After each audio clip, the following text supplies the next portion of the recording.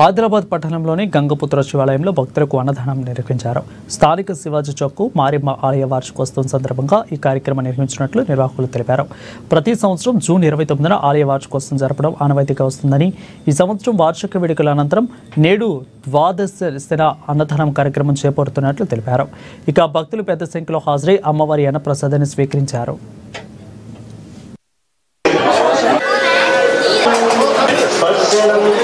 9 తారీఖు జూన్ 29 తారీఖు ఏదైతే మారమ్మ తల్లిందో శివాచౌక్ మారమ్మ టెంపుల్ అమ్మవారిది ప్రతి 29 తారీఖు వార్షికోత్సవం జరుపుకుంటాం.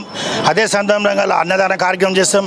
అదే సందర్భంగా ఇలా ఏమంటే కూడా శివాలయంలో అమ్మవారి తరపు నుంచి ఏదో అన్నదానం కార్యక్రమం చేయాలని ఇలా అన్నదాన కార్యక్రమం మారియమ్మ కమిటీ తరపు నుంచి నిర్వహిస్తున్నాం. 9 తారీఖు